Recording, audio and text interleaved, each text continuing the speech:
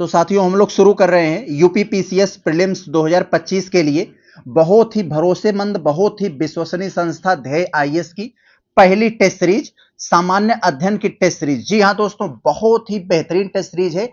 पूरे सिलेबस को कवर करते हुए एक तरह का सेटो प्रश्न बनाया गया है, जिस तरह से आपके एग्जाम में प्रश्न पूछे जाते हैं। तो चलते हम लोग शुरू करते हैं। बहुत बढ़िया, वीडियो को पूरा देखिएगा, एक से बढ़कर एक प्रश्न मिलेंगे आपको। चलें हम शुरू करें। आपको पहला प्रश्न जो दिया गया है आपातकाल से संबंधित दिया गया है। आपातकाल अनुच्छेद 352 से संबंधित दिया गया है। आप लोग जानते हैं आपातकाल भाग 18 अनुच्छेद 352 से 360 के बीच दिया गया है। और राष्ट्रीय आपातकाल की बात कर रहे हैं तो 352 में इसमें आपको 3 कथन देकर कह रहे हैं बताइए कौन सा हमारा ये विकल्प सही होगा तीनों स्टेटमेंट के आधार पर। तो साथियों हम लोग पहला स्टेटमेंट को देखें तो इसमें कह रहे हैं कि राष्ट्रपति मंत्रिपरिषद से लिखित अनुशंसा प्राप्त करने के बाद ही राष्ट्रीय आपातकाल की घोषणा कर सकता है। जी दोस्तों, बिल्कुल सही है। पहले ऐसा नहीं था। इंदिरा गांधी जी जब लगाई थी तो वो केवल राष्ट्रपति से कह दी और राष्ट्रपति ने लगा दिया। लेकिन दोस्तों जब जनता पार्टी की सरकार आई 44वें संविधान संशोधन में उन्होंने ऐसा प्रावधान किया कि अब प्रधानमंत्री नहीं बल्कि पूरे मंत्रिपरिषद की सलाह के अनुसार राष्ट्रपति जो है लगाएगा। तो ये वाला आपका स्टेटमेंट बिल्कुल सही हो गया। दूसरा में कह रहे हैं कि उद्घोषणा को 1 महीने के भीतर संसद के दोनों सदनों द्वारा अनुमोदित किया जाना चाहिए। यस दोस्तों, पहले 2 महीना था लेकिन इसी 44वें संविधान संशोधन में उसे 1 महीना कर दिया गया है। ये वाला भी आपका स्टेटमेंट सही है।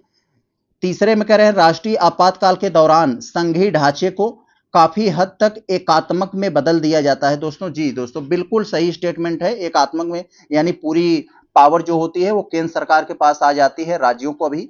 तो ये वाला स्टेटमेंट बिल्कुल सही है। आपका 3 के तीनों स्टेटमेंट सही हो जाएंगे। ऑप्शन डी आपका सही है। बहुत अच्छा। अगर हम दूसरे वाले प्रश्न को देखें दोस्तों तो ये पीएम गति शक्ति राष्ट्रीय मास्टर प्लान से संबंधित एक यहां पर प्रश्न दिया गया है। कह रहे हैं पीएम गति शक्ति राष्ट्रीय मास्टर प्लान के संबंध में कुछ कथन दिए गए, कथनों पर विचार करके बताइए कौन सा सही है। तो हम पहला स्टेटमेंट अगर देखें तो कह रहे हैं यह एक डिजिटल प्लेटफॉर्म है जिसका उद्देश्य बुनियादी ढांचा कनेक्टिविटी परियोजनाओं की एकीकृत योजना और समन्वित कार्यक्रम सुनिश्चित करना है। तो ये वाला बिल्कुल स्टेटमेंट, ये आपका स्टेटमेंट बिल्कुल सही है। दूसरा स्टेटमेंट अगर हम लोग देखें तो यह रेलवे और सड़क, स्वाभाविक सी बात है पीएम गति शक्ति, नाम में ही देखें गति को शक्ति दे, यानी जैसे कनेक्टिविटी, सड़क, ये सब तो नाम से ही आप पकड़ सकते हैं। रेलवे और सड़क परिवहन सहित कुल 16 मंत्रालयों को एक साथ लाता है। तो ये वाला भी स्टेटमेंट आपका सही है। करें यह योजना नीति आयोग की प्रत्यक्ष देखरेख में होता है, जो कि दोस्तों सरासर यहाँ पर गलत है। यह नीति आयोग से संबंधित नहीं दोस्तों। इसकी निगरानी जो होती है उद्योग और आंतरिक व्यापार संवर्धन, जिसे हम लोग DPIIT बोलते हैं, तो उसके देखरेख में होता है, नीति आयोग की देखरेख में नहीं। तो ये वाला आपका गलत हो जाएगा। केवल 1 और 2 आपका सही है। ऑप्शन ए सत्य है। बहुत अच्छा। आगे हम लोग अगर देखें तीसरा वाले में तो इसमें आपसे कहा जा रहा है दोस्तों केंद्र राज्यों के संबंधों पर दोस्तों प्रश्न पूछा है, बहुत ज्यादा इंपॉर्टेंट है। केंद्र राज्यों के संबंधों पर अपनी सिफारिशों के आधार पर निम्नलिखित घटनाओं या आयोगों को कालक्रमानुसार क्रम में व्यवस्थित कीजिए। तो नीचे जो घटनाएं दी गई है या एक तरह का आयोग दिया गया है, उनको हमें एक तरह से क्रोनोलॉजी में सेट करना है। एक तरह का पहले कौन हुआ फिर कौन ये बताना है। तो दोस्तों ये पुंछी आयोग है, केंद्र राज्य संबंधों से संबंधित है। सरकारिया आयोग भी केंद्र राज्य संबंधों से है। राजमन्नार समिति की सिफारिशें भी केंद्र राज्य संबंधों से है।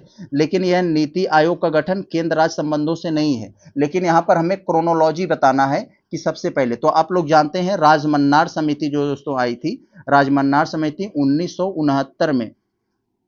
1969 में दोस्तों राजमन्नार समिति आई थी। यह तमिलनाडु सरकार द्वारा गठित किया गया था केंद्र राज्य संबंधों का दोस्तों एक तरह से समीक्षा करने के लिए।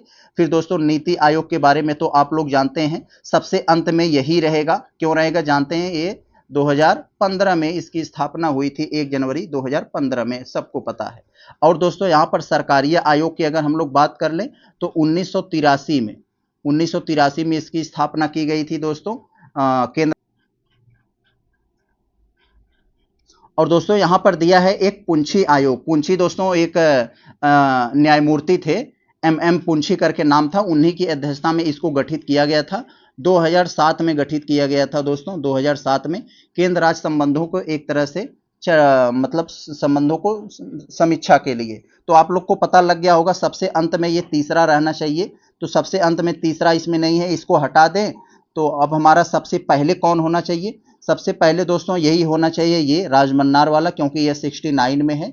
तो 4 वाला सबसे पहले होना चाहिए, 4 वाला सबसे पहले यहाँ है, तो ये हो जाएगा। बहुत अच्छा। मिलान से संबंधित प्रश्न है। मिलान से संबंधित प्रश्नों को सॉल्व करने में बड़ा मजा आता है दोस्तों, क्योंकि दोस्तों यह तुरंत ही यह फ्यूज हो जाते हैं, हम लोग थोड़ी सी बल लगाने पर यह टूट जाते हैं। कैसे टूटता है जरा देखते हैं। केंद्र राज्य संबंधों के संदर्भ में आपको कुछ घटनाएं दी गई हैं और उसी से संबंधित अनुच्छेद दिया गया है, बताना है। तो दोस्तों आपको पता होना चाहिए, विधायी संबंध दिया गया है, यहाँ प्रशासनिक संबंध दिया गया है, वित्तीय संबंध दिया गया है, प्रशासनिक न्यायाधिकरण दिया है। तो आप लोग जानते हैं अनुच्छेद 23 का जो है प्रशासनिक न्यायाधिकरण से संबंधित होता है, ये तो आपको बहुत अच्छे से पता होगा। और ये आपको पता होगा दोस्तों, वित्तीय जो है, वित्तीय संबंध जो होता है दोस्तों, आपने पढ़ा होगा ना, वित्त आयोग का संबंध किस अनुच्छेद है? 280 में। तो दोस्तों आप लोगों ने खूब पढ़ा होगा यहाँ पर। तो 268 से 293 से बीच जो संबंधित है, यह वित्त आयोग से संबंधित है। विधायी वाला मामला दोस्तों, विधायी संबंध 245 से 255, उसके बाद आता है प्रशासनिक 256 से 263, और वित्तीय वाला 68 से 93, फिर प्रशासनिक ये वाला। तो आपका सब सीधे सीधे मिले हुए हैं, आपका ऑप्शन ए हो जाएगा। बहुत अच्छा, ऑप्शन ए आपका आंसर हो जाएगा चौथे वाले का। आगे जरा दोस्तों अगर हम लोग देखें ये 5वें वाले में, तो दोस्तों 5वें वाले में जो आपसे पूछा जा रहा है कि निम्नलिखित न्यायिक सिद्धांतों को उस क्रम में व्यवस्थित कीजिए जिसमें वे भारतीय संवैधानिक कानून में विकसित हुए हैं। तो क्रम बताना है आपको, कुछ न्यायिक सिद्धांत जो विकसित हुए, संवैधानिक कानून के में विकसित हुए, और उसको हमें क्रोनोलॉजी में सेट करना है। तो मूल संरचना सिद्धांत, बहुत अच्छा दोस्तों, मूल संरचना सिद्धांत, आच्छादन का सिद्धांत, उपचारात्मक याचिका। तो यहां से आप थोड़ा सा दिमाग लगाओ, अगर मूल संरचना का सिद्धांत कब दिया गया था? आप लोगों को मालूम होगा दोस्तों, मूल संरचना का सिद्धांत 1973 में आया था, केशवानंद भारती वाले केस में, कि भाई आप संविधान संशोधन करते हो लेकिन संविधान का मूल ढांचा नहीं चेंज होना चाहिए, यह बताया गया था 1973 केशवानंद भारती वाले केस में।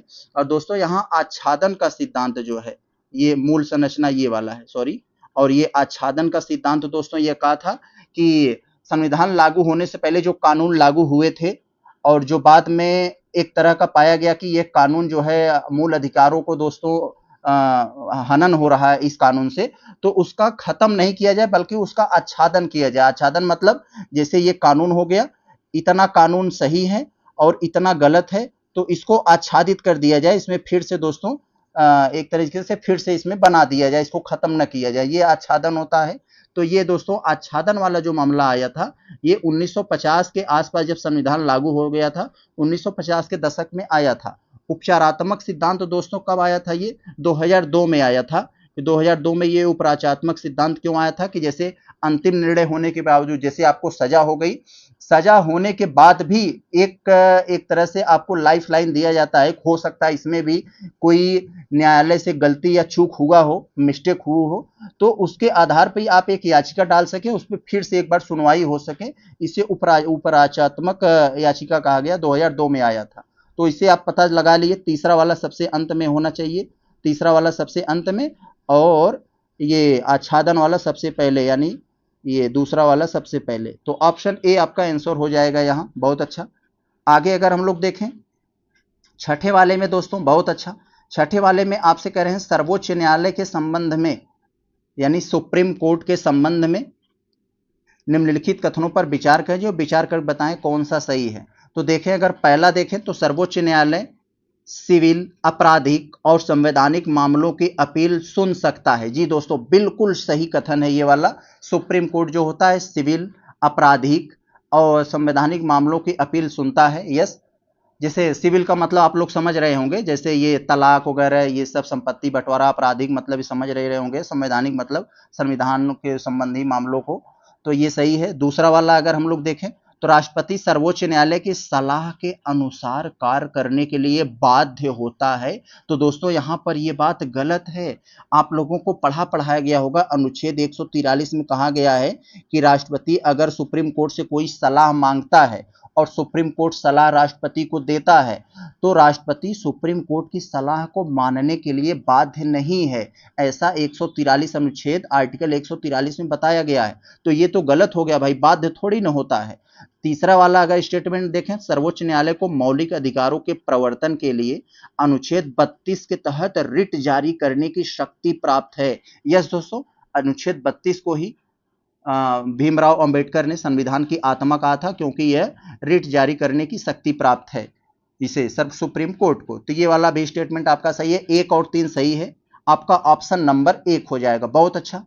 आगे एक तरफ हमें कुछ शक्तियां दिए गई हैं और उसका उदाहरण है दूसरे सूची में, बताना है हमें राज्यपाल के संदर्भ में सूची 1 को सूची 2 से मिलान करें और बताएं कि कौन सा हमारा, एक तरफ शक्ति एक तरफ उदाहरण।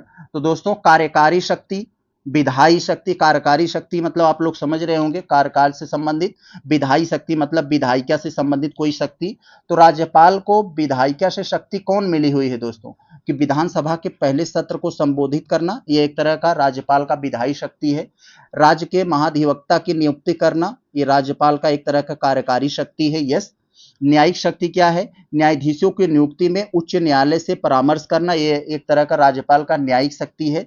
विवेकाधीन शक्ति क्या है, जैसे राज्य सरकार ने कोई विधेयक पारित किया, अब उसे राज्यपाल को नहीं समझ में आ रहा है कि हमें इसे अनुमति देना है कि नहीं देना है, तो वो राष्ट्रपति की स्वीकृति के लिए विधेयक को सुरक्षित रख लेगा। अनुच्छेद 200 में ऐसा बताया गया है, आप लोग जानते होंगे। तो ये सब के सब सीधे सीधे मिले हुए हैं, ऑप्शन ए आपका आंसर हो जाएगा 7वें का। बहुत अच्छा, आगे चलते हैं हम लोग देखते हैं। 7वां हो गया हमारा। 8वां में क्या है, 8वें वाले में दोस्तों अगर हम लोग देखें तो इसमें लिखा है कि द्विसदनी विधायिका वाले राज्य में, यानी द्विसदन यानी ऐसे राज्य जहां पर 2 सदन हो, विधानसभा विधान परिषद, जैसे होता है उत्तर प्रदेश, महाराष्ट्र, बिहार, तेलंगाना, कर्नाटक, ऐसे 5-6 राज्य हैं जहां पर द्विसदनी विधायिका है। तो वाले राज्य में एक साधारण विधेयक पारित करने के लिए निम्नलिखित विधायी प्रक्रियाओं का सही व्यवस्थित किया जाएगा, फिर वो विधानसभा द्वारा पारित किया जाएगा। यस। और उसके बाद क्या होगा, विधान परिषद को ये प्रेषित भेजा जाएगा, फिर राज्यपाल की स्वीकृति होगी। यस, समझ गए आप लोग। तो ये स्वीकृति वाला सबसे अंत में रहेगा, तीसरा सबसे अंत में रहेगा, और ये दूसरा सबसे पहले रहेगा। ये दूसरा सबसे पहले रहेगा, तो दूसरा सबसे पहले, तीसरा सबसे अंत में। तो दूसरा सबसे पहले, तीसरा सबसे अंत में, ये दोनों तो नहीं होंगे, इन्हीं दोनों में से कोई होगा। फिर उसके बाद कौन होगा, दो हो जाएगा, यानी 2 सबसे पहले फिर 1 हो जाएगा। यस, ए वाला हो जाएगा हमारा, 8वां का ए हो जाएगा। बहुत अच्छा, आगे चले दोस्तों। अगर हम लोग देखें आगे क्या है हमारा, आगे दोस्तों हमारा 8वां का ए हो जाएगा, यही प्रक्रिया पूरा फॉलो है, मैंने बता दिया। 9वां को अगर हम लोग देखें तो 9वें वाले में दोस्तों कहा जा रहा है राज्यपाल की शक्तियों के बारे में निम्नलिखित कथनों पर विचार करें और बताएं कि कौन सा कथन हमारा सत्य है।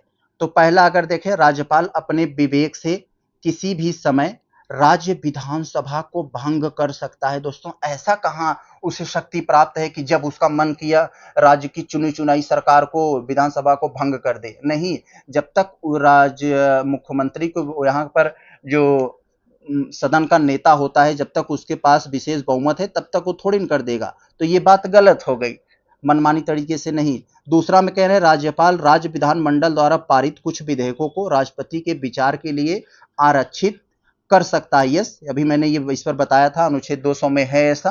राज्यपाल के पास राज्य विधानमंडल के सत्र में न होने पर अध्यादेश जारी करने की शक्ति है। तो यस दोस्तों, बिल्कुल है। जैसे केंद्र सरकार में अनुच्छेद 123 में कहा गया है कि दोनों में से कोई भी एक सदन यदि नहीं चल रहा है या दोनों नहीं चल रहे हैं तो कानून बनाना जरूरी हो तो अध्यादेश के माध्यम से बनाया जा सकता है। उसी प्रकार दोस्तों अनुच्छेद 213 में राज्य सरकार में भी मिला है कि राज्यपाल को अध्यादेश के माध्यम से कानून बनाने का। तो ये भी सही है, आपका 2 और 3 सही हो जाएगा, आपका ऑप्शन बी सही हो जाएगा 9वें का। बहुत अच्छा, आगे चलते हम लोग अगर 10वां देखते हैं दोस्तों, तो 10वें में आपसे क्या कहा जा रहा है, एक तरह का यहाँ पर मैचिंग वाला प्रश्न है। उत्तर के बारे में आप लोगों ने जाना होगा कि राष्ट्रपति को सलाह देने के लिए एक मंत्री परिषद होगी, यस, और उस मंत्री परिषद का मुखिया प्रधानमंत्री होता है, सबको मालूम है, यस। और अनुच्छेद 75(3) में क्या है, मंत्री परिषद की सामूहिक जिम्मेदारी, यस, ये इससे संबंधित हो जाएगा। तो आपका ए वाला 4 पे गया, ए वाला 4 पे केवल यही है और कहीं नहीं है, तो आप समझ जाइएगा उत्तर आपको मिल गया। और बी वाला तो आपका 1 पे गया। और ये अनुच्छेद 85 में दोस्तों कहा गया है कि संसदीय विशेषाधिकार के मामले में है, और 105 में है संसद के सत्र से संबंधित है ये। तो आप लोग यहाँ पर समझ गए। अब तो यहाँ पर थोड़ा सा मिस्टेक हुआ है,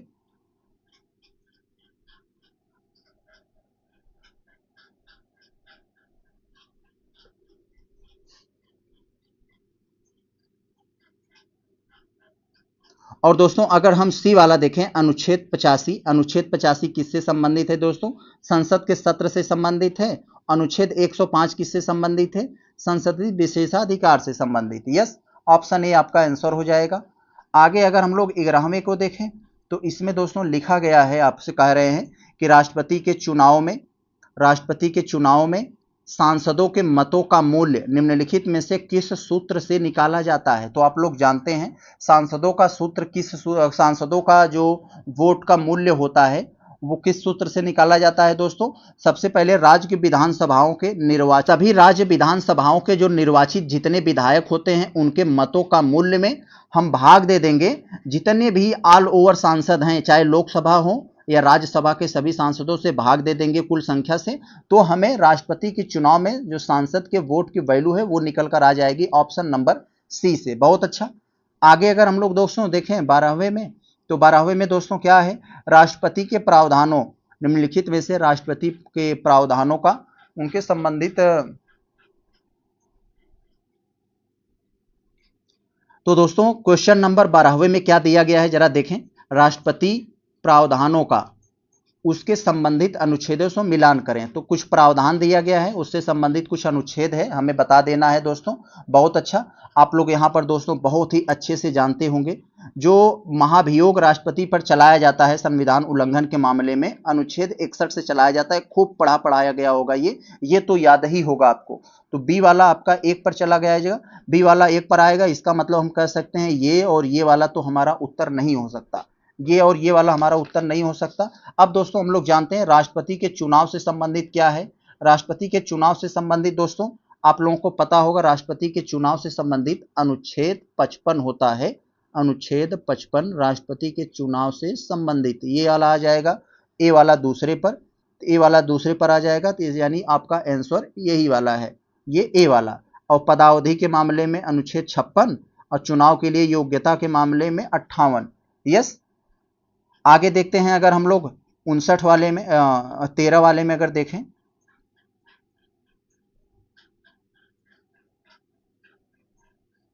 तो दोस्तों क्वेश्चन नंबर 13 को अगर हम लोग देखें, बहुत अच्छा, एक मदर मिनर्वा मामला आया था दोस्तों, मदर मिनर्वा।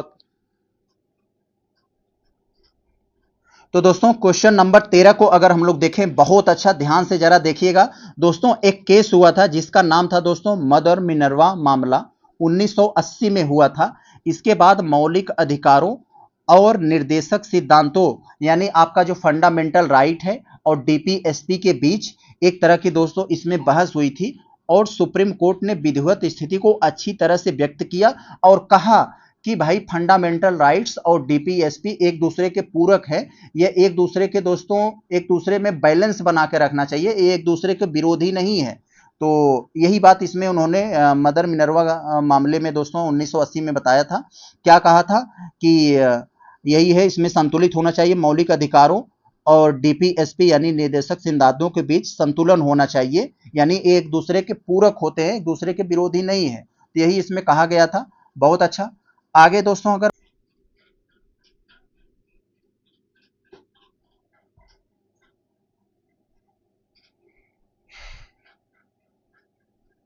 तो दोस्तों क्वेश्चन नंबर 14वें को अगर हम लोग देखें, बहुत अच्छा, कथन कारण से संबंधित है। ए को इन्होंने कथन कहा, आर को कारण कहा है, पूछकर हमें बढ़िया से इसके सही उत्तर को देना है। तो दोस्तों अगर हम लोग इसके स्टेटमेंट यानी कथन को पढ़ें तो कह रहे हैं टैगा बायोम में शंकुधारी सदाबहार वनों का प्रभुत्व है। जी दोस्तों, बिल्कुल सही इन्होंने कहा, क्योंकि टैगा बायोम जिसे बोरियल वन भी कहा जाता है, इसमें जैसे स्प्रूस, पाइन, फर, ये सब देवदार वगैरह पाए जाते हैं। शंकुधारी सदाबहार वृक्षों का वर्चस्व है। और ये वाला स्टेटमेंट तो आपका बिल्कुल सही है। और आप लोग जानते हैं टैगा वन में दोस्तों यह एक तरह का दोस्तों सर्दियों में दोस्तों सर्दी वाले क्षेत्रों में पाए जाते हैं। तो इसमें कह रहे हैं टैगा क्षेत्र गर्म सर्दियां और भारी मानसून वर्षा होती है। तो टैगा क्षेत्र दोस्तों, टैगा क्षेत्र का मतलब जैसे आप कह सकते हैं बर्फीला क्षेत्र। तो टैगा क्षेत्र में दोस्तों सर्दियां होती हैं, गर्म सर्दियां नहीं होती हैं, तो ये बात गलत हो गई। और यहाँ पर भारी मानसूनी वर्षा भी नहीं होती है, बहुत हल्की फुल्की वर्षा होती है। तो यहाँ पर ये भी गलत हो गया। तो आपका कथन सही है, कारण गलत है। तो आपका ऑप्शन ए सी हो जाएगा। ए सही है किंतु आर गलत है। आगे अगर हम लोग ये 15 वाले को देखें तो इसमें दोस्तों कहा जा रहा है आपसे कुछ कथन हैं, उन कथनों को पढ़िए और हमें सही उत्तर दीजिए, अपना सही आंसर क्या होगा। तो जीवमंडल एक छोटी तो पहले स्टेटमेंट में क्या कह रहे हैं कि जीवमंडल, जीवमंडल क्या दोस्तों, ऐसा मंडल जो जीवों को रहने के लिए उचित परिस्थितियां प्रदान करता है। जैसे मान लीजिए यह स्थल मंडल, वायुमंडल, जलमंडल, इन तीनों में जो कॉमन है दोस्तों यही है, यही जीवों को रहने का एक अनुकूलित स्थान है। इसी पतली पट्टी को बायोम कहा जाता है या जीवमंडल कहा जाता है। तो जीवमंडल कह रहे हैं एक मोटी परत है, मोटी परत नहीं, बहुत पतली परत होती है। तो दोस्तों ये वाला आपका तो गलत हो गया, जो पूरी पृथ्वी के कोर में फैली हुई है, कोर में नहीं है, पृथ्वी के सरफेस में होती है, पतली परत है। तो ये वाला आपका गलत हो जाएगा।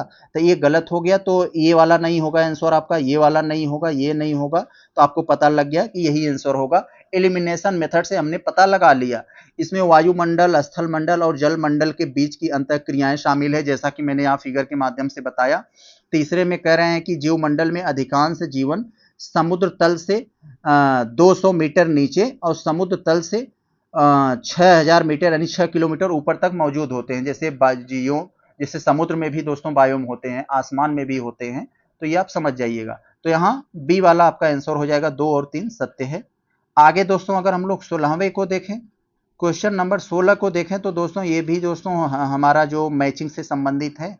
तो इसमें क्या कहा जा रहा है, एक तरफ हमें कुछ बायोम दे दिया गया है और दूसरी तरफ वनस्पति या जीव दे दिया गया है, बताना है हमें। बहुत अच्छा। तो दोस्तों क्या है हमारा यहाँ पर सवाना दे दिया है। सवाना एक तरह का कुछ बायोम है, सवाना बायोम, उष्णकटिबंधीय वर्षावन, घास का मैदान, रेगिस्तान। तो दोस्तों क्या है इसमें जरा देखते हैं। तो दोस्तों सवाना क्या है, सवाना में दोस्तों आग प्रतिरोधी झाड़ियां और जेबरा जो चरने वगैरह वाले जीव होते हैं वो वहां पर पाए जाते हैं। तो ये उष्णकटिबंधीय घास का मैदान है जिसमें आग प्रतिरोधी झाड़ियां और जेबरा जैसे चरने वाले जीव पाए जाते हैं। तो दोस्तों ये तो 4 पे आ जाएगा।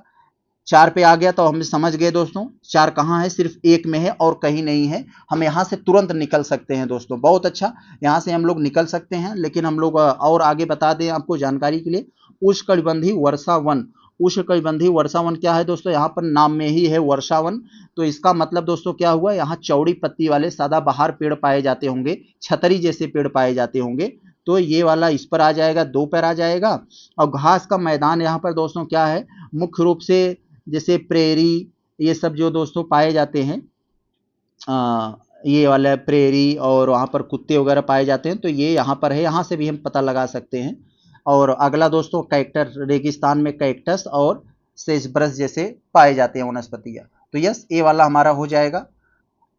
आगे दोस्तों हम अगर ये 17 वाले को देखें तो इसमें दोस्तों कहा जा रहा है कि आपसे एक कथन दे दिया गया है और कारण दे दिया गया है, बताइए कौन सा हमारा सही आंसर होगा, कौन सा सही विकल्प होगा।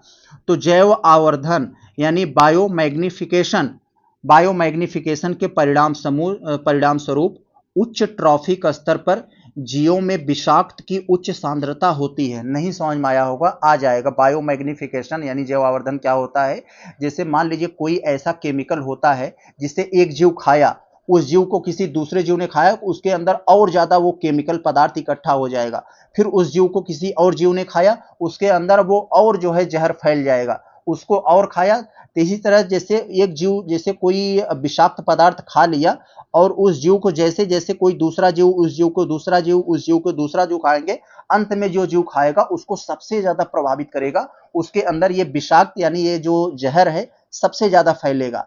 तो यही है, तो होता है दोस्तों जैव आवर्धन, इसको याद रखे रहेंगे। ये कथन दोस्तों बिल्कुल सही है।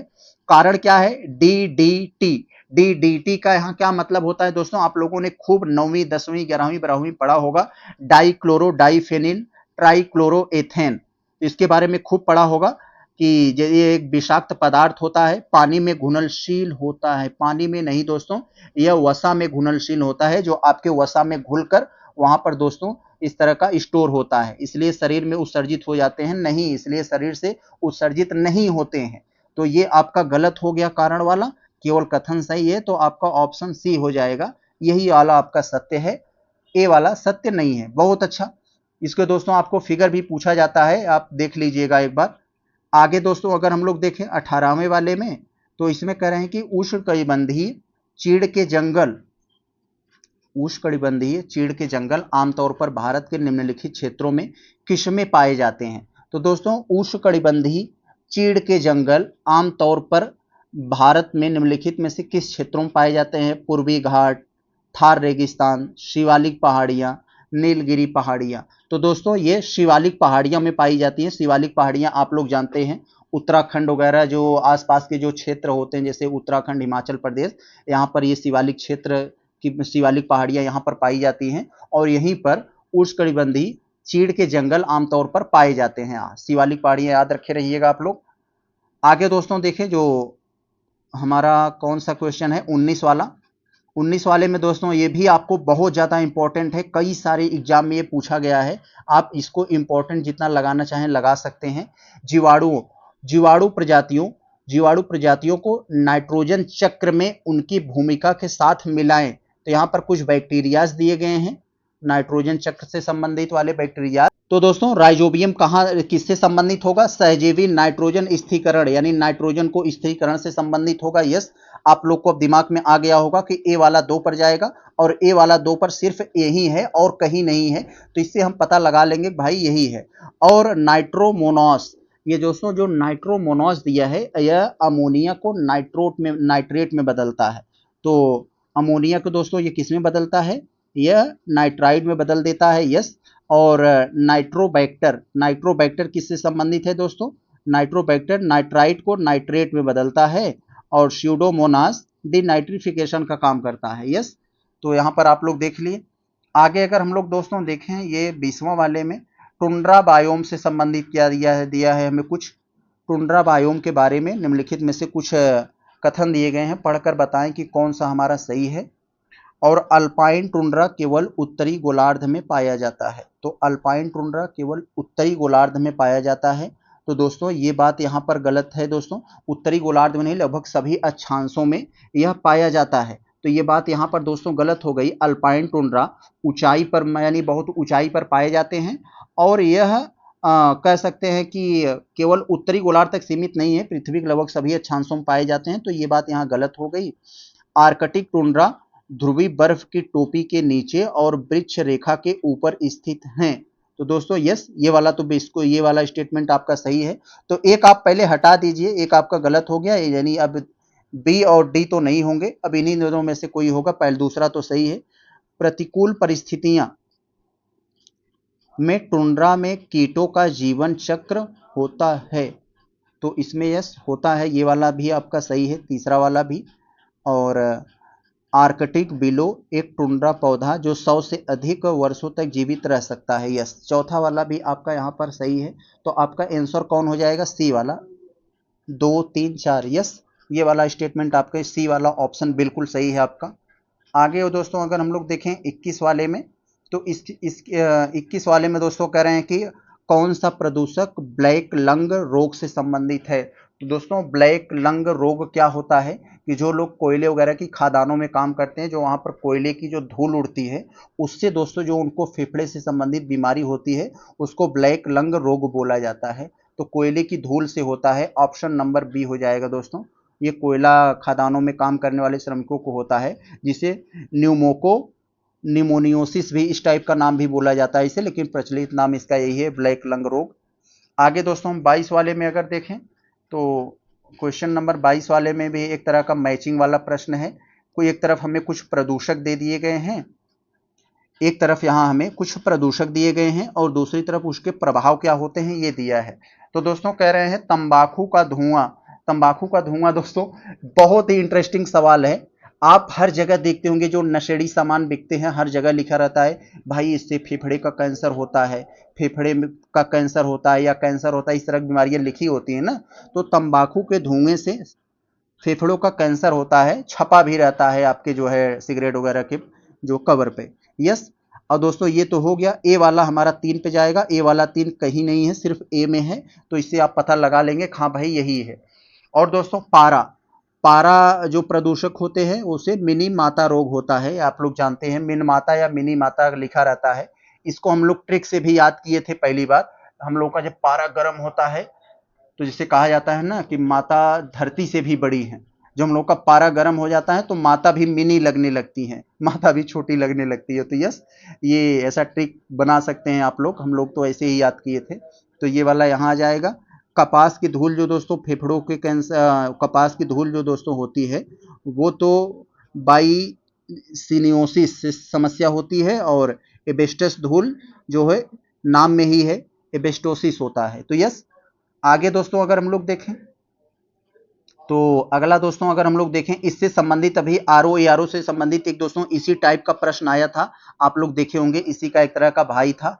तो राष्ट्रीय वायु गुणवत्ता निगरानी कार्यक्रम, तो नाम में ही है दोस्तों, ये वायु की गुणवत्ता की निगरानी करने वाला कार्यक्रम है कि वायु गुणवत्ता कैसी है, कितना है, कहाँ है, ये सब देखने का काम करता है।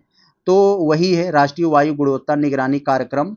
गैर प्राप्ति शहरों की पहचान करने में मदद के लिए परिवेशी वायु गुणवत्ता की निगरानी करता है। यस, ये वाला स्टेटमेंट तो आपका बिल्कुल सही है।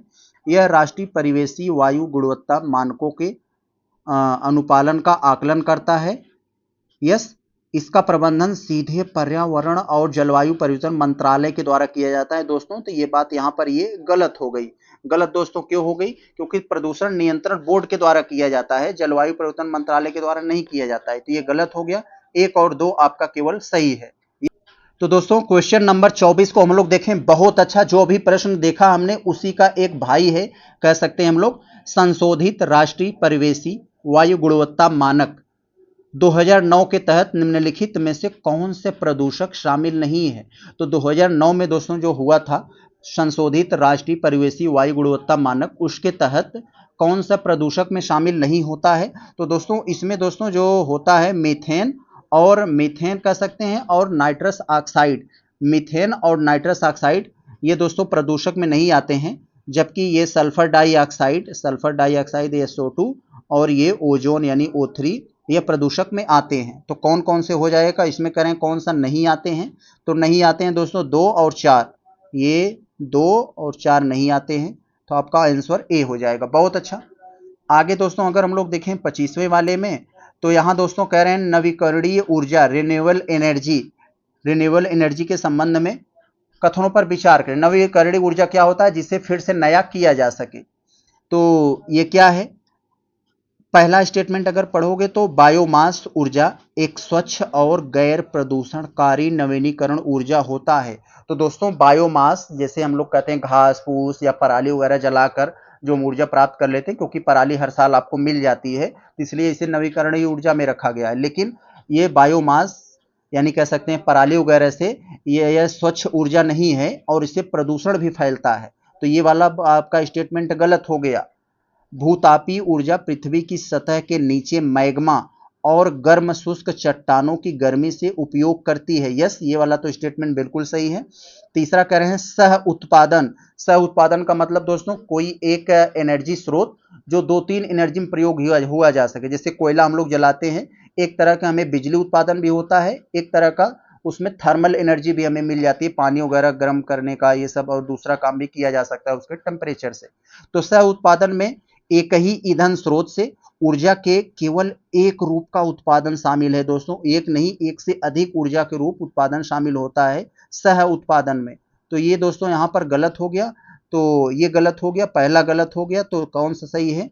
तो केवल 2 वाला सही है। तो हमें कह रहे हैं सही कौन है? तो सही केवल बी हो जाएगा दोस्तों। 25वां का ऑप्शन बी हो जाएगा, यही केवल सही है, और दोनों पहला तीसरा गलत हैं।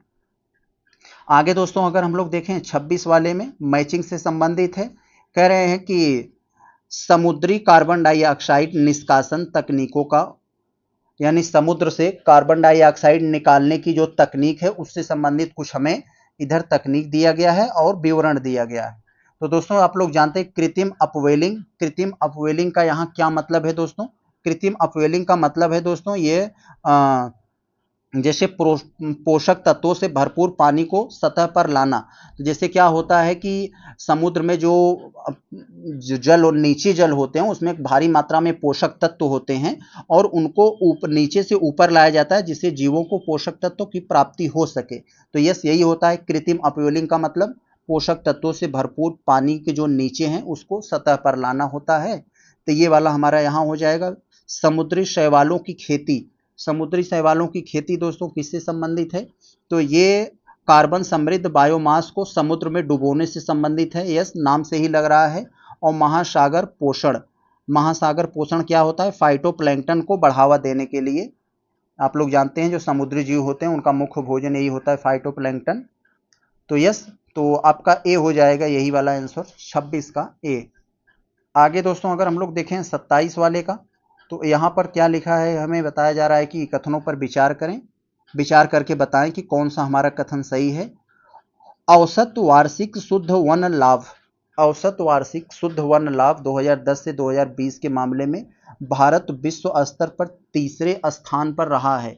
तो दोस्तों यस, ये बात बिल्कुल सही हमारा ये स्टेटमेंट है।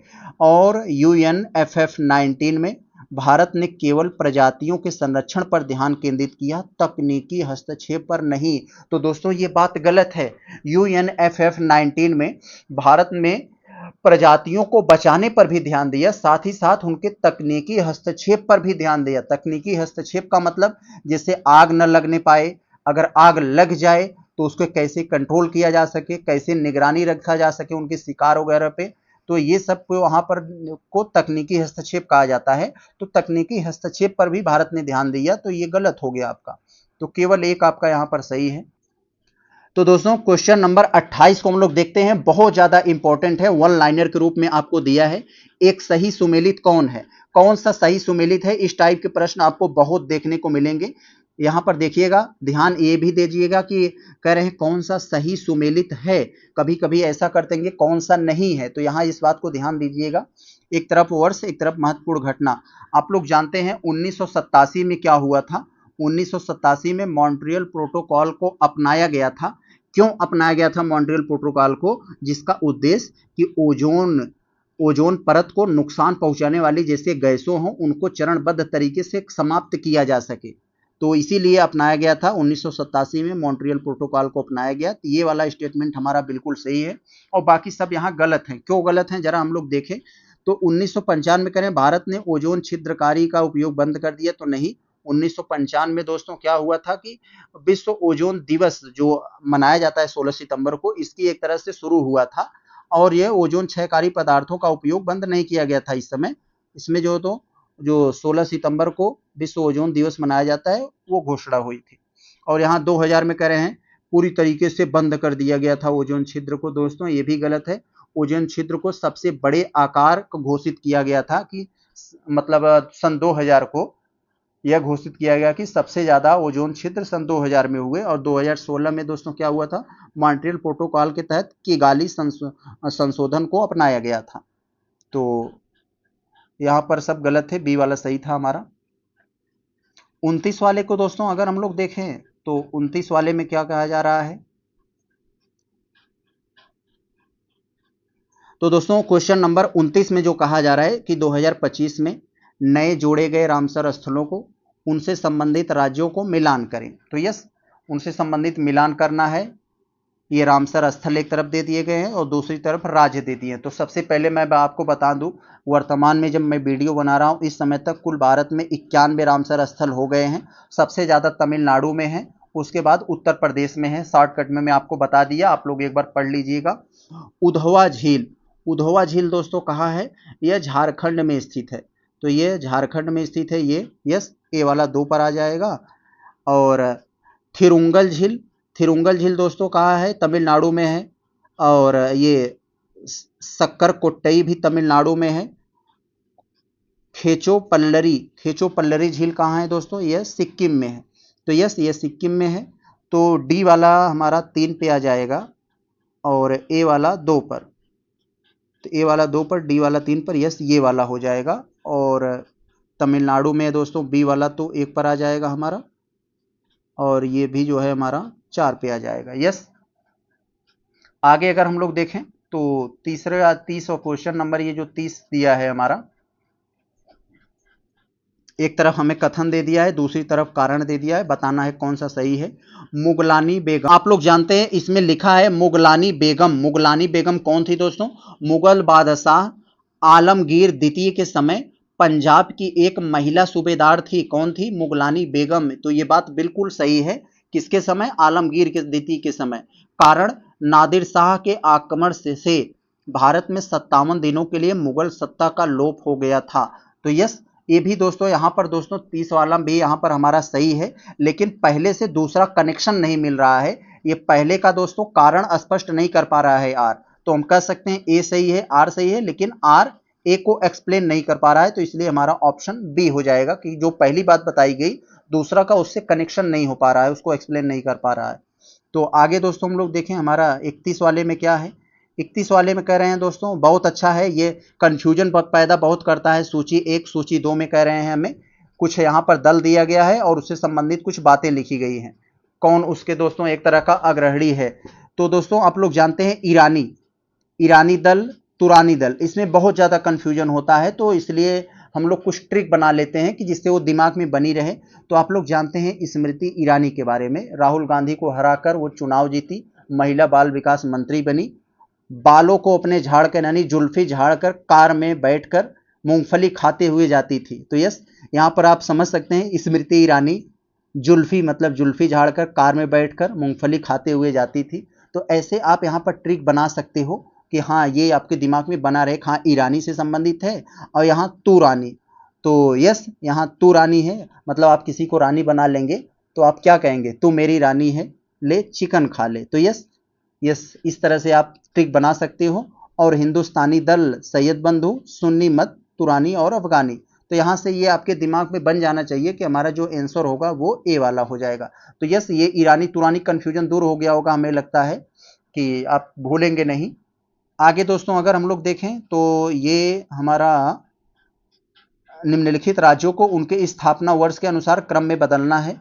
तो कौन सा राज्य सबसे पहले स्थापना में आए, एक तरह से क्रोनोलॉजी में हमें बताना है।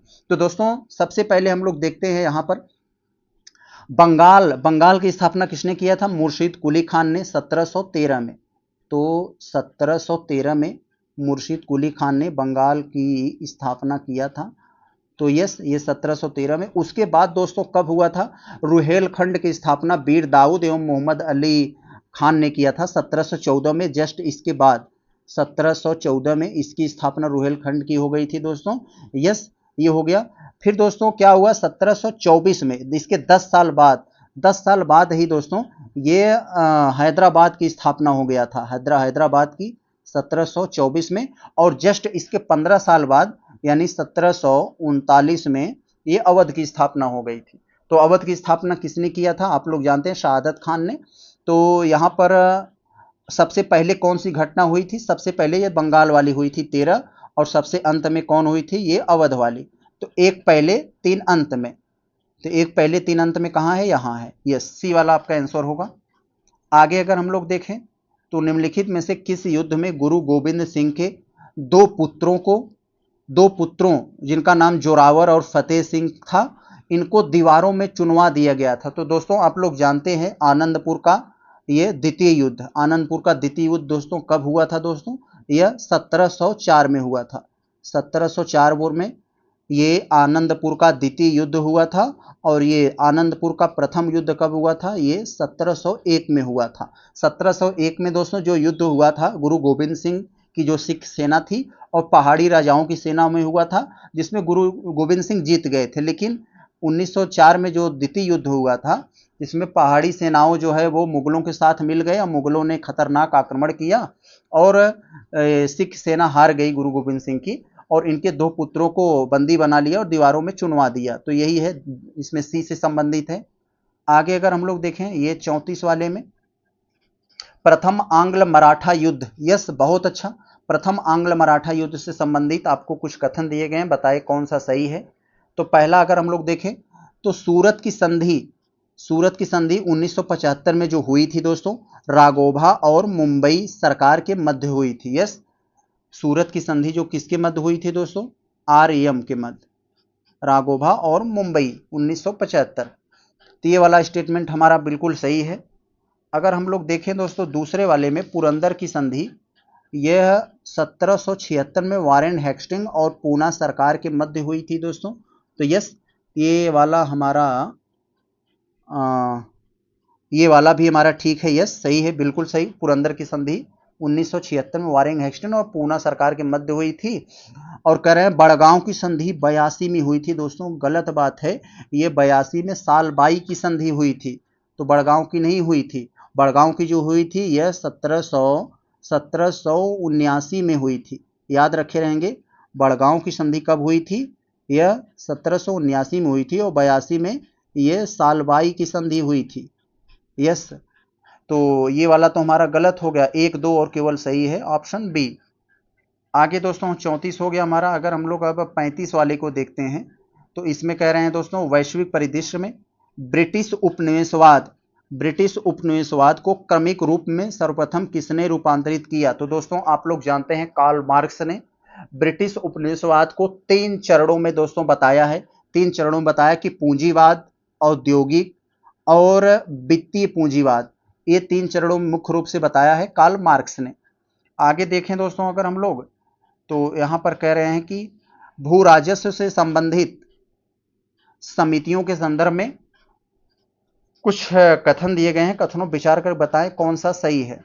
तो अगर हम लोग देखें अमीनी समिति जो 1778 संबंधित है, भू राजस्व प्रणाली तथा अकाल से संबंधित है।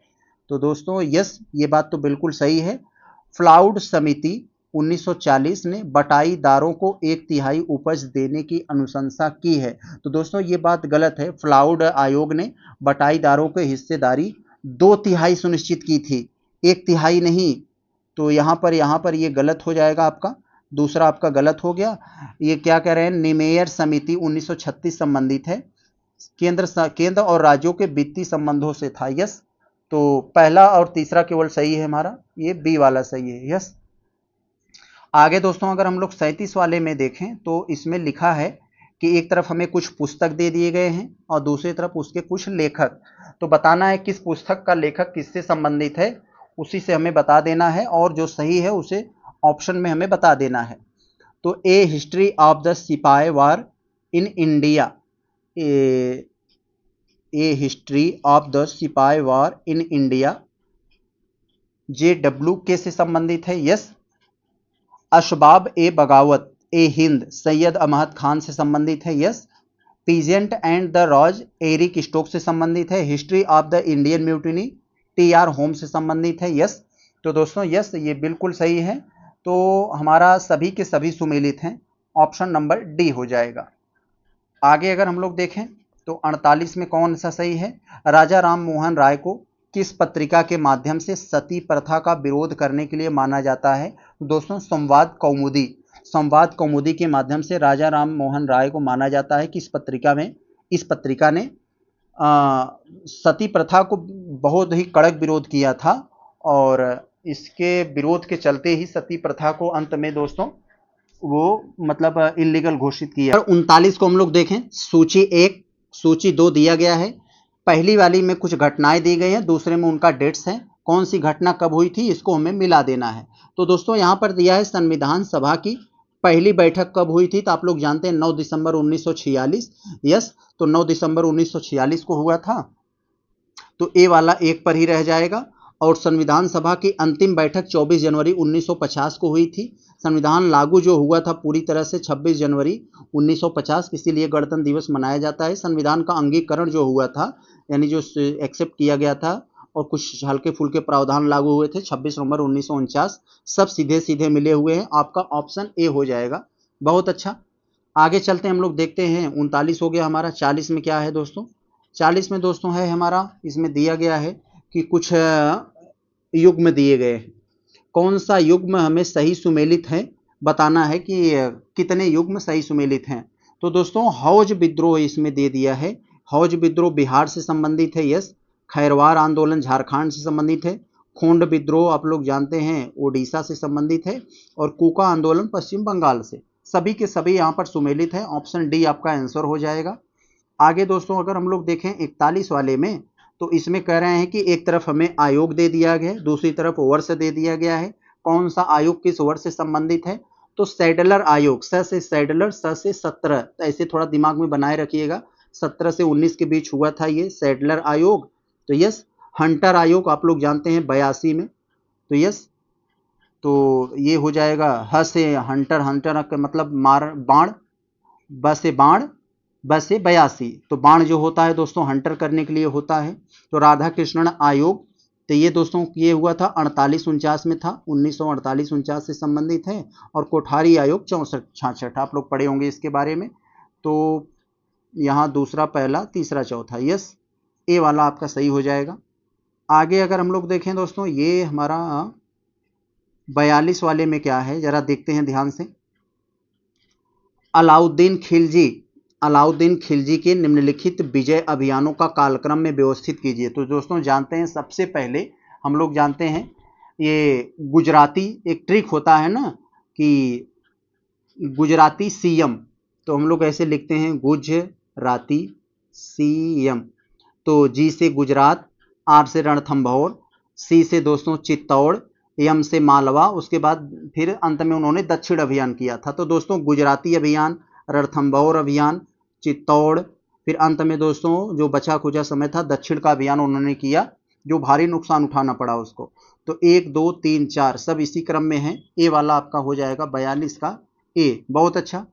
आगे दोस्तों अगर हम लोग देखते हैं तो ये हम लोगों का 43 में क्या है, मैं हिंदुओं का जजिया कर माफ नहीं कर सकता क्योंकि यह इस्लाम की परंपरा है, यह कथन किस सुल्तान ने कहा था? तो दोस्तों फिरोज शाह तुगलक ने।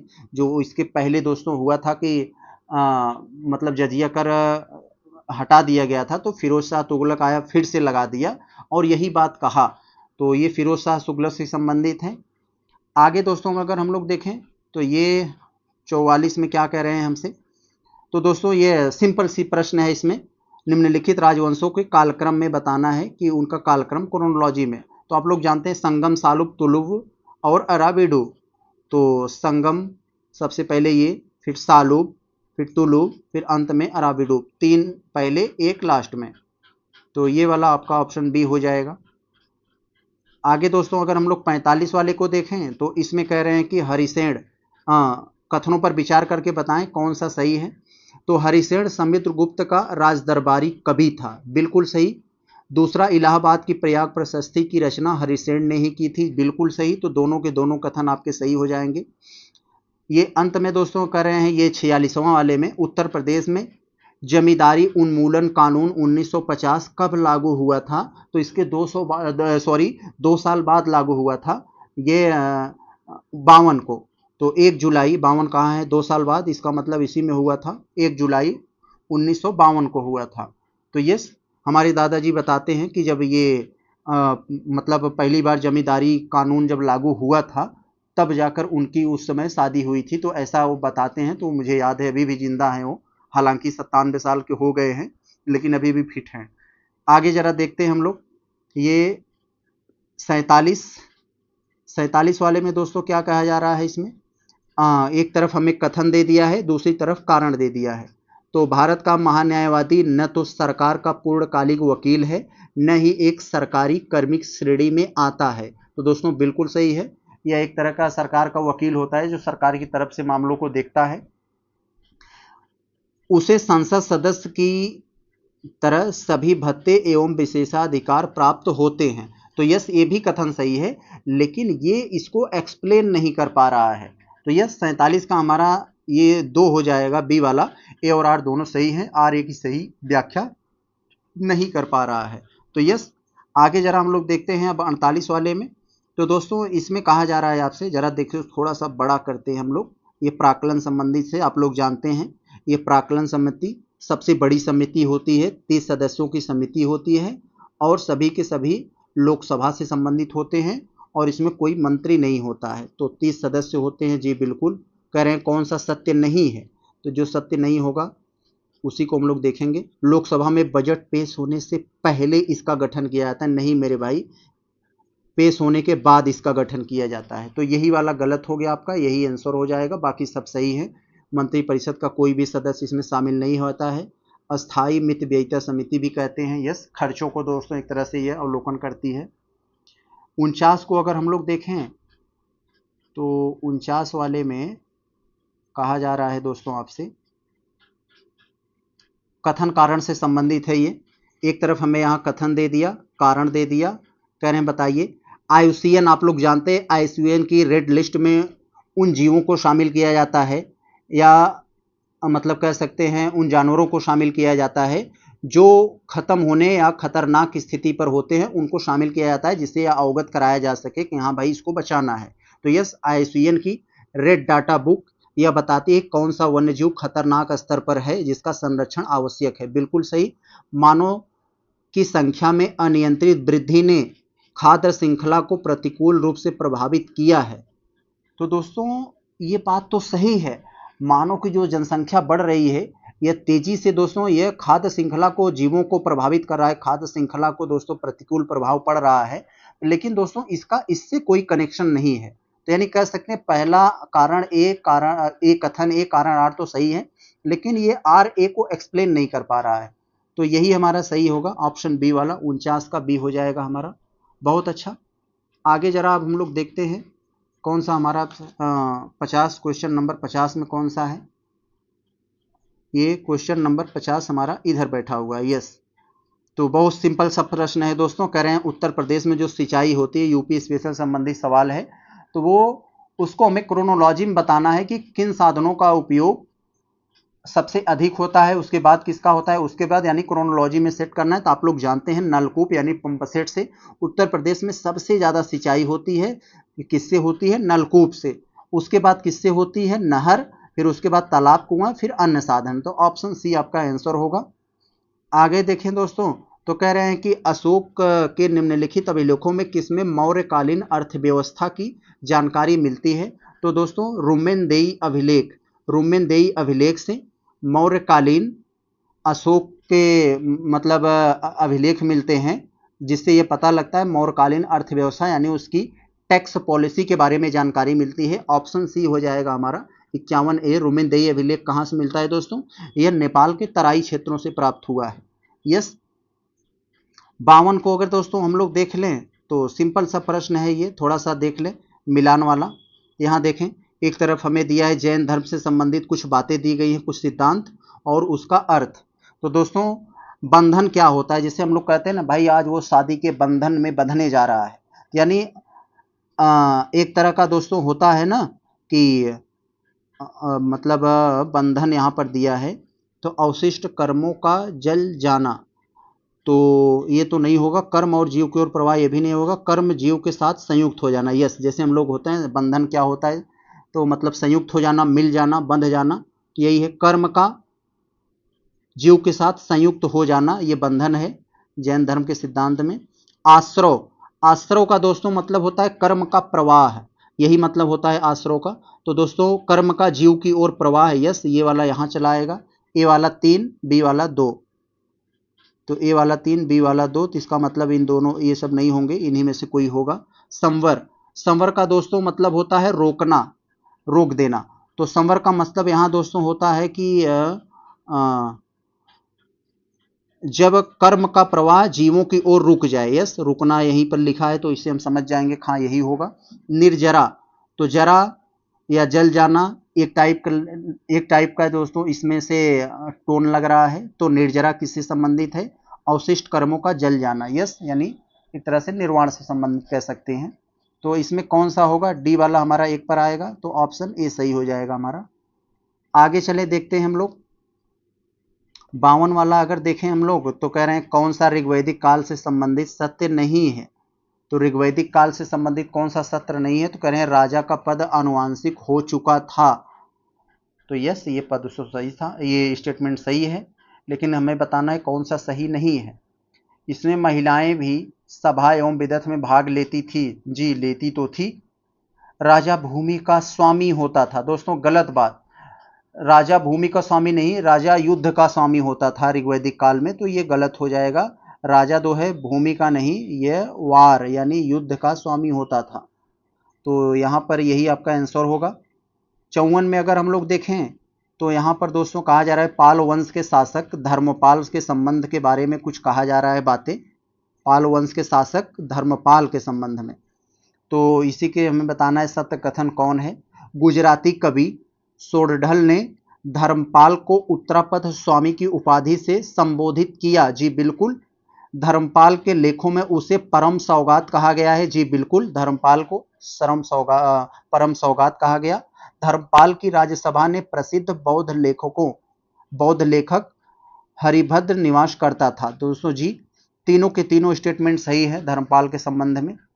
आगे अगर हम लोग देखें 55 वाले में, तो इसमें कह रहे हैं निम्नलिखित में से कौन सा अर्थव्यवस्था में तरलता जाल की स्थिति को दर्शाता है? तो तरलता जाल की स्थिति कब होता है दोस्तों? जब ब्याज दर बहुत कम हो जाती है। जब ब्याज दर बहुत कम हो जाता है, बचत बढ़ जाती है, बॉन्ड की कीमतों में गिरावट आ जाता है, यही तरलता जाल से संबंधित होता है। तो यहाँ पर सारे स्टेटमेंट आपके सही हैं, डी वाला आपका स्टेटमेंट ऑप्शन हो जाएगा। आगे दोस्तों अगर हम लोग देखें 56 में, निम्नलिखित कथनों पर विचार करके बताएं कि कौन सा हमारा मतलब देनदारियों के रूप में जाना जाता है। निम्नलिखित कथनों पर विचार करके बताएं, इतने कथन दिए गए हैं। कितने भारतीय रिजर्व बैंक की देनदारियों के रूप में जाना जाता है? तो देनदारियों के रूप में जाना जाता है दोस्तों दो तरह का होता है, एक तो एसेट होता है यानी संपत्ति होती है, दूसरे देनदारी होती है यानी जिसे लौटाना होता है। तो स्वर्ण भंडार दोस्तों यह देनदारी में नहीं आता, आप लोग जानते हैं। जनता के पास जमा करेंसी नोट होते, यस ये देनदारी में आता है। वाणिज्यिक बैंकों को प्रदान किए गए ऋण, तो ये वाणिज्यिक बैंकों को प्रदान किए गए ऋण ये भी देनदारी में एक तरह से नहीं आता। सरकारी प्रतिभूति में निवेश, तो दोस्तों यहाँ पर जो होना चाहिए हमारा, तो ये सॉरी कुछ तो गड़बड़ है, एक बार हमें फिर से क्लियर करने लें। स्वर्ण भंडार ये देनदारी नहीं होती है? जी बिल्कुल नहीं होती है, ये तो नहीं होती है। जनता के पास जो जमा करेंसी होती है, यस ये देनदारी तो होती है, तो यस ये तो होती है। और वाणिज्यिक बैंकों को जो प्रदान किया जाने वाला ऋण होता है ये भी दोस्तों देनदारी में नहीं आता है, ये संपत्ति में आता है। और सरकारी प्रतिभूतियों में जो निवेश होता है ये भी संपत्ति में आता है, देनदारी में नहीं आता यानी एसेट में आता है। तो यहाँ पर ये भी नहीं होगा देनदारी में और ये भी नहीं होगा, ये सब एसेट में आएंगे। केवल दो हो जाएगा, यानी कह सकते हैं हम केवल ए हो जाएगा यहाँ। मतलब जब केवल कथन नंबर 2 आपका सही है देनदारी से संबंधित, तो आपका ऑप्शन सी और ऑप्शन ए हो जाएगा, केवल ए, ऑप्शन ए। बहुत अच्छा। अब हम जिसे इधर अगले में अगर हम लोग देखें, इधर जैसे 57 वाले में, तो इसमें हमसे पूछा जा रहा है कि जीडीपी के संबंध में आधार वर्ष क्या होता है? तो दोस्तों आप लोग जानते हैं जीडीपी वगैरह का गणना करना हो या किसी अन्य चीज़ों का हमें आकलन करना होता है तो एक आधार वर्ष लिया जाता है। आधार वर्ष का मतलब क्या होता है? जिस वर्ष में बहुत ज़्यादा उतार चढ़ाव न आया हो, कोई आपदा न आई हो। जैसे कोरोना काल वाले को आधार वर्ष नहीं बनाया जा सकता क्योंकि भाई उसमें बहुत दुर्गति हुई थी अर्थव्यवस्था वगैरह की, तो वो नहीं हो सकता। तो इसीलिए आधार वर्ष बनाया जाता है, तो जिसकी कीमतों का उपयोग वास्तविक जीडीपी के रूप में गणना के लिए किया जाता है। तो यस यही आपका सही हो जाएगा। अगला अगर दोस्तों हम लोग देखें ये 58 वाले में, तो 58 वाले में दोस्तों एक ये टेक्निकल टर्म है आपके पास यहाँ पर, क्राउड इफेक्ट, जिसे भीड़ प्रभाव या इंग्लिश में इसे ज़्यादा प्रचलित होता है क्राउडिंग आउट इफेक्ट। क्या होता है? तो यह सरकारी व्यय के संदर्भ में इसे प्रयुक्त किया जाता है। सरकारी व्यय के संदर्भ में क्राउडिंग आउट इफेक्ट, इसका कंसेप्ट क्या है, ये क्या होता है? तो दोस्तों आप लोगों को मैं बता दूं, ये क्राउडिंग आउट इफेक्ट जो होता है ये क्या होता है? जैसे सरकार बहुत ज़्यादा खर्च करने लगे, बहुत ज़्यादा सड़क में खर्च करने लगे, योजनाओं में खर्चा करने लगे, जनता को दोस्तों कल्याण के रूप में बहुत ज़्यादा सेवाएं देने लगे, तो क्या होता है कि जो प्राइवेट सेक्टर होते हैं उनके लिए निवेश करना बहुत महंग पड़ जाता है। उनको लोन भी महंग मिलेगा, उनको जगह भी नहीं मिलेगी निवेश करने के लिए। तो यही होता है, सरकारी व्यय जब बढ़ता है तो क्या होता है कि निजी क्षेत्रों को निवेश में जगह कम मिल पाती है। तो यही है यहाँ पर सरकारी व्यय, जिसके परिणाम स्वरूप निजी निवेश में कमी होती है। यहाँ गलत दे दिया है, वृद्धि नहीं, कमी होना चाहिए। तो सरकारी निवेश बढ़ेगा तो निजी निवेश में कमी होगी। आगे अगर हम लोग देखें 59 में, तो इसमें कहा जा रहा है कि हिमनद पर विचार करें। कुछ हिमनद दे दिया गया है और बताना है आपको कितने हिमनद चौखंभा पर्वत श्रृंखला से संबंधित हैं। तो दोस्तों आपको यहाँ पर जानना जरूरी है, ये चौखंभा, ये जो लिखा है चौखंभा पर्वत श्रृंखला, ये कहाँ है। तो दोस्तों यह उत्तर प्रदेश उत्तराखंड के गढ़वाल हिमालय में स्थित एक पर्वत श्रृंखला है। तो यस, उत्तराखंड के गढ़वाल हिमालय से संबंधित एक पर्वत श्रृंखला है। तो यही है, यहाँ पर बताना है कि चौखंभा पर्वत श्रृंखला से संबंधित कौन है। तो दोस्तों ये आप लोग जानते हैं, ये सिर्फ गंगोत्री हिमनद जो है वो चौखंभा पर्वत श्रृंखला से संबंधित है और यहाँ पर कोई नहीं है। तो यही याद रखी रहिएगा यहाँ। तो सियाचिन, तो दोस्तों इस सियाचिन के बारे में अगर देखा जाए तो सियाचिन एक दोस्तों ग्लेशियर, ये भारत के पाकिस्तान सीमा वाले क्षेत्रों पर हो गया, ये तो होगा नहीं, तो ये नहीं होगा। पिंडारी वाले को देखा जाए दोस्तों, तो ये दोस्तों ये भी ग्लेशियर है, उत्तराखंड के कुमाऊं वाले क्षेत्र से संबंधित ये पड़ जाता है। तो ये नहीं, सिर्फ ये वाला है, तो आपका केवल ए हो जाएगा, ये वाला। आगे अगर हम लोग देखें 60 वाले में, तो कह रहे हैं कि कौन सा देश 5 आइज इंटेलिजेंस अलायंस का सदस्य नहीं है। तो 5 आंख इंटेलिजेंस अलायंस का सदस्य कौन सा देश नहीं है। तो दोस्तों जब द्वितीय युद्ध हुआ था, सेकेंड वर्ल्ड वार हुआ था, उस समय यूएसए और यूके, यानी एक तरह से कह सकते हैं यूनाइटेड किंगडम ने एक दोस्तों मतलब मिलकर ये इंटेलिजेंस अलायंस बताया था कि निगरानी वगैरह रखने के लिए ये बनाया था। लेकिन धीरे धीरे और भी देश इसमें शामिल होते गए, 5 जब हो गए तो इसी का नाम 5 आइज इंटेलिजेंस रख दिया गया है। तो दोस्तों ये कौन कौन से हैं आप लोग जानते हैं। पहले तो अमेरिका यूनाइटेड किंगडम हो गया, फिर बाद में इसमें कनाडा भी शामिल हो गया, ये कनाडा भी शामिल हो गया। फिर कुछ समय बाद दोस्तों इसमें ऑस्ट्रेलिया और न्यूजीलैंड भी शामिल हो गए। यानी यह कह सकते हैं हम अंग्रेजी बोलने वाले ये देशों का जो एक तरह का गुट है, जो दोस्तों एक तरह का दो निगरानी वगैरह रखने के लिए यह बनाया गया था, दो खुफिया जानकारी साझा करने और निगरानी जैसी गतिविधियों को बनाया गया था। इंटेलिजेंस है तो आप लोग समझ सकते हैं। तो भारत इसका सदस्य नहीं है, तो याद रखे रहेंगे, ये भारत हो जाएगा। तो हमारा यहाँ पर जो होना चाहिए, निम्नलिखित घटनाओं को कालक्रम में व्यवस्थित करें। तो कालक्रम में व्यवस्थित करना है भाई, चलिए व्यवस्थित कर देते हैं। कूट की सहायता से सही उत्तर देना है। तो दोस्तों मुस्लिम लीग द्वारा लाहौर अधिवेशन में पाकिस्तान प्रस्ताव करना, कांग्रेस द्वारा व्यक्तिगत सत्याग्रह आंदोलन का प्रारंभ, मुस्लिम लीग द्वारा मुक्ति दिवस, द्वितीय विश्व युद्ध का प्रारंभ। तो दोस्तों यहाँ पर जो सभी घटनाएं सभी आ से ही पास हैं, बड़े ही सावधानी से हमें उत्तर देना होगा, नहीं तो दोस्तों ये गड़बड़ हो जाएगा। तो दोस्तों चलते हम लोग दोस्तों, सबसे पहले दोस्तों द्वितीय विश्व युद्ध का जो प्रारंभ हुआ था, सेकेंड वर्ल्ड वार का जो प्रारंभ हुआ था दोस्तों, तो ये कब हुआ था। ये सितंबर कह सकते हैं हम लोग, सितंबर 1939 के आसपास हुआ था ये। तो यस, ये तो दोस्तों सबसे पहले यहाँ हुआ था second world war. Second world war के बाद दोस्तों कांग्रेसी उसका लाभ उठाना चाह रहे थे, एक तरह की जो है आज़ादी का बिगुल बजा रहे थे उसी के बहाने कि भाई हमको बिना बताए कैसे आप हमको जो है इस युद्ध में शामिल कर लिए। तो कांग्रेस ने दोस्तों एक तरह का दोस्तों यह कह सकते हैं कि इस्तीफा दे दिया कांग्रेस ने, जो 1937 में उनकी सरकारें बनी थी, इस्तीफा दे दिया। तो इस्तीफा देते ही दोस्तों तो वो मुस्लिम लीग वाले इतने खुश हो गए तो मुक्ति दिवस बनाने लगे। भाई कांग्रेस ने इस्तीफा दे दिया, कांग्रेस सरकार नहीं रही तो मुक्ति दिवस मना रहे हैं, तो ये मुक्ति दिवस मनाने लगे। तो यानी 4 आएगा फिर 3 आएगा, तो 4 और 3 यही है और कहीं नहीं, तो इसको हम खत्म कर सकते हैं। फिर दोस्तों क्या हुआ, कांग्रेस ने इस्तीफा देकर व्यक्तिगत सत्याग्रह मनाने लगी। यस, तो ये दूसरा आ जाएगा यहाँ पर, ये दूसरा आ जाएगा। फिर पहला दोस्तों यहाँ मुस्लिम लीग लाहौर अधिवेशन पाकिस्तान में दोस्तों पारित किया, 40 में ये भी हुआ था। तो ये हो जाएगा आपका, तो ऑप्शन सी आपका आंसर होगा कह सकते हैं दोस्तों। अब हम 62 वाले का अगर देखें, ये कथन कारण से संबंधित है हमारा। तो यहाँ पर अगर हम लोग देखें, ये कथन हो जाएगा हमारा, ये कारण है। तो ब्रिटिश सरकार द्वारा वर्ष 1928 में पब्लिक सेफ्टी बिल पारित किया गया। यस, बिल्कुल सही है, यह कथन है। इसका उद्देश्य मजदूरों, किसानों तथा अन्य श्रमजीवी वर्ग में बढ़ रहे साम्यवादी प्रभाव को समाप्त करना था। यस, बिल्कुल सही, कथन भी सही है, कारण भी सही है, कारण ए को एक्सप्लेन भी कर रहा है। ए आपका आंसर हो जाएगा 62। आगे दोस्तों अगर हम लोग देखें 63 में, तो यहाँ पर क्या कह रहे हैं, सामाजिक सुधार अधिनियमों में कौन सा एक कालक्रम अंतिम स्थान पर है। तो सामाजिक सुधार में कौन सा अंतिम स्थान पर है दोस्तों, age of consent act. Age of consent act दोस्तों ये कब आया था दोस्तों, सम्मति आयु अधिनियम जिसे कहा जाता है, यह 1891 में आया था। सब जान लेंगे तो अपने आप कर लेंगे। हिंदू विधवा पुनर्विवाह कब आया था दोस्तों, आप लोग जानते हैं 1856 में आया था।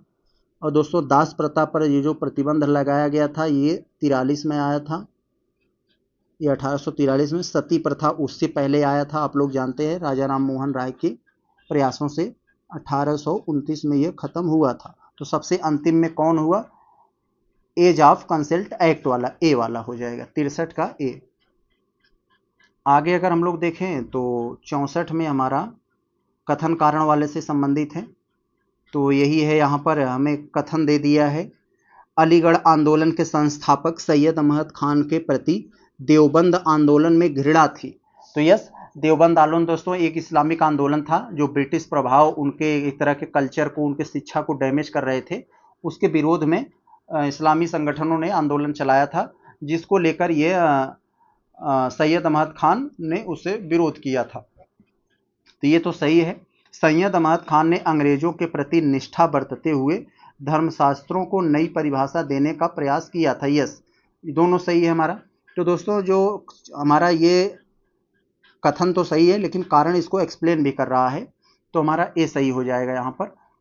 65 को अगर हम लोग देखें तो 65 वाले में हमसे पूछा जा रहा है दोस्तों कौन सा एक बेमेल है, मैच नहीं कर रहा है कौन सा।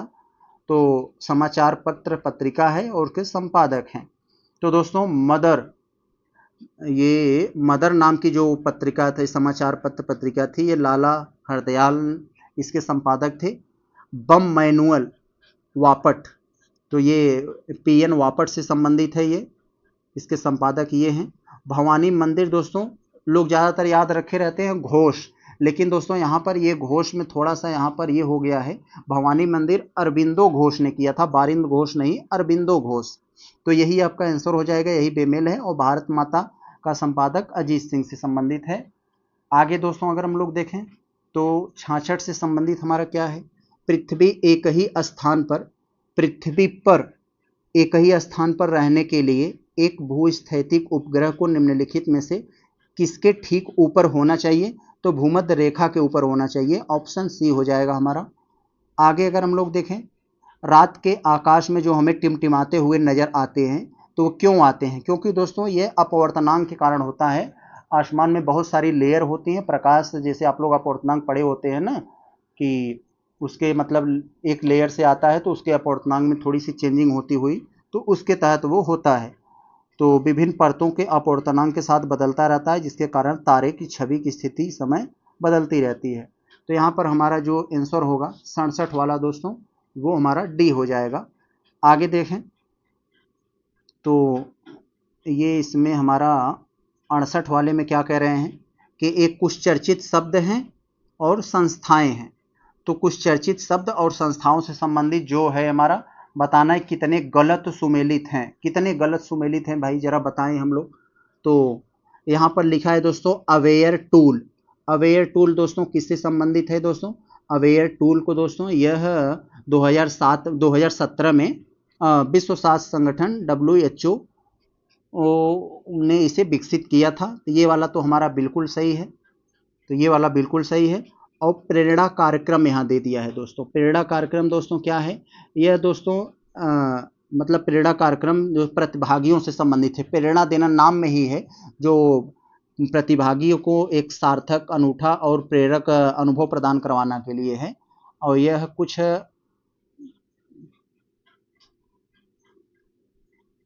और दोस्तों दूसरे नंबर पर दिया है प्रेरणा कार्यक्रम। प्रेरणा कार्यक्रम क्या है दोस्तों, यह कक्षा 9 से 12 के 20 चयनित छात्रों के लिए एक सप्ताह का आवासीय कार्यक्रम है दोस्तों। यह शिक्षा मंत्रालय से संबंधित है और यहाँ पर कह रहे हैं ये स्वास्थ्य परिवार कल्याण मंत्रालय से, तो ये गलत हो गया। ऑपरेशन अमृत यहाँ दे दिया है। ऑपरेशन अमृत दोस्तों जानते हैं केरल राज्य सरकार ने एंटी माइक्रोबियल प्रतिरोध से निपटने के लिए ऑपरेशन अमृत चलाया था। तो यहाँ कह रहे हैं कि नारकोटिक्स कंट्रोल ब्यूरो, नहीं दोस्तों ये केरल सरकार से संबंधित था। ई साक्षी ऐप दोस्तों क्या है? ई साक्षी ऐप दोस्तों इसे जो कह सकते हैं सांसद जो होते हैं, एमपी होते हैं, उनको विकास परियोजनाओं की सिफारिश करने के लिए, सशक्त बनाने के लिए एक डिजाइन किया गया था जो सांख्यिकी और कार्यक्रम मंत्रालय के द्वारा लॉन्च किया गया था। तो यहाँ इलेक्ट्रॉनिक दे दिया है, तो ये भी गलत है, यानी 2, 3, 4 सब गलत है। तो हमारा कह रहे हैं कि कौन सा गलत सुमेलित है, तो सी हो जाएगा, 3 गलत हैं। तो हमें 69 वाले को अगर देखें तो इसमें कहा जा रहा है कि भारतीय कॉफी बोर्ड के संदर्भ में कौन सा हमारा कथन सही है, ये बताएं। यह भारतीय कॉफी बोर्ड को घरेलू और अंतर्राष्ट्रीय दोनों बाजारों में बढ़ावा देता है। तो यस, ये वाला तो हमारा स्टेटमेंट बिल्कुल सही हो गया। दूसरे को अगर हम लोग देखें तो भारतीय कॉफी बोर्ड की देखरेख कृषि मंत्रालय करता है। तो दोस्तों ये बात गलत है। भारतीय कॉफी बोर्ड का वाणिज्य और उद्योग मंत्रालय के अधीन काम करता है, कृषि मंत्रालय थोड़ी न करता है, ये गलत हो जाएगा। बोर्ड कॉफ़ी के लिए न्यूनतम समर्थन मूल्य निर्धारित करता है, तो नहीं भाई, ये इसके लिए भी नहीं करता है। यह मतलब कह सकते हैं कि गुणवत्ता सुधार ये सब में काम करता है, ये इसमें नहीं आता है। तो केवल एक हमारा सही हो जाएगा, 69 का ए। बहुत अच्छा। 70 में दोस्तों अगर हम लोग देखें तो 70 में क्या है? बहुत अच्छा, कह रहे हैं कि निम्नलिखित कथनों पर विचार करें, विचार करके बताएं कौन सा हमारा सत्य कथन है। हरिरूद मुर्गाब बेसिन केवल अफगानिस्तान में स्थित है।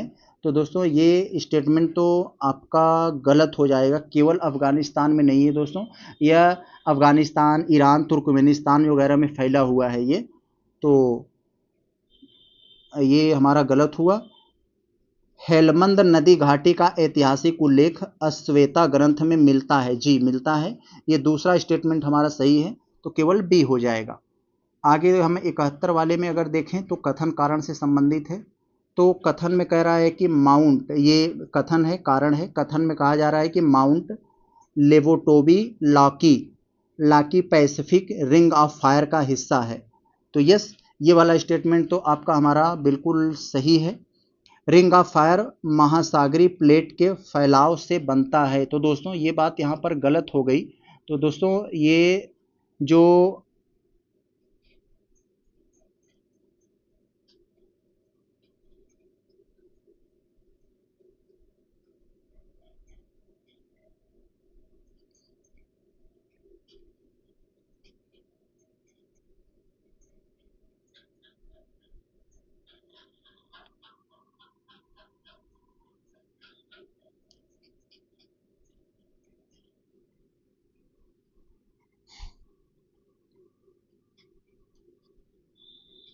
और दोस्तों कारण में जो दिया गया है रिंग ऑफ फायर महासागरीय प्लेट के फैलाव से बनता है, तो ये वाला दोस्तों गलत है। महासागरीय फैलाव से नहीं बल्कि सबडक्शन से, जिसे हम कहते हैं निक्षेप से, इससे बनता है। तो दोस्तों निक्षेप यानी एक प्लेट के दूसरी प्लेट के नीचे चले जाने पर इससे बनता है, यानी प्लेटों के टकराने से बनता है। तो ये बात यहाँ पर गलत हो गई, ये सही है। तो हमारा जो सही होना चाहिए तो ए सही, आर गलत, सी वाला हो जाएगा। बहुत अच्छा। अगला दोस्तों अगर हम लोग देखें तो हमारा यहाँ पर 72 में क्या हो जाएगा। बहुत अच्छा। 72 में दोस्तों कह रहे हैं कौन सा हमारा सही है, कौन सा सही है जरा देखें।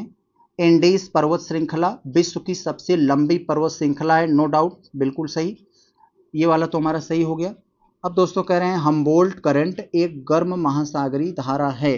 तो दोस्तों हम्बोल्ट करंट एक ठंडी महासागरीय धारा है, तो ये गलत हो जाएगा। और एंडीज पर्वत श्रृंखला 7 देशों में फैली हुई है, बिल्कुल सही, ये भी वाला आपका सही हो जाएगा। जैसे Argentina, Bolivia, Chile, Colombia, Ecuador, ये सब अगर देखेंगे तो वहाँ पर मिल जाएगा आपको। तो 1 और 3 सही है हमारा। आगे दोस्तों 73 में दिया है यदि ग्रीनलैंड की सारी बर्फ पिघल जाए तो वैश्विक समुद्र स्तर पर कितनी वृद्धि हो सकती है, ये वाला दिया है दोस्तों। तो लगभग 7-8% वृद्धि हो जाएगी।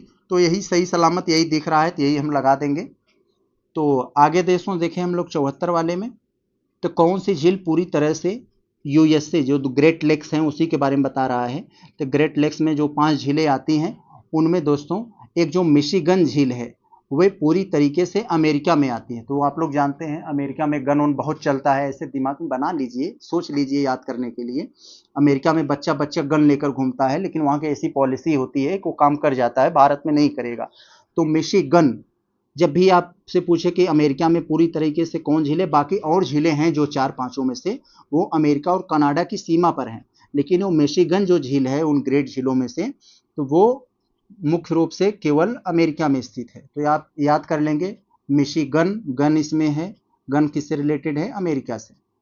आगे दोस्तों देखें हम लोग 75 में, तो 1993 से 2010 के बीच पृथ्वी के घूर्णन ध्रुव में लगभग 80 सेंटीमीटर पूर्व की ओर विचलन का मुख्य कारण क्या था। तो मुख्य कारण क्या था मेरे भाई, भूमिगत जल का अत्यधिक दोहन। यस, ऑप्शन नंबर सी।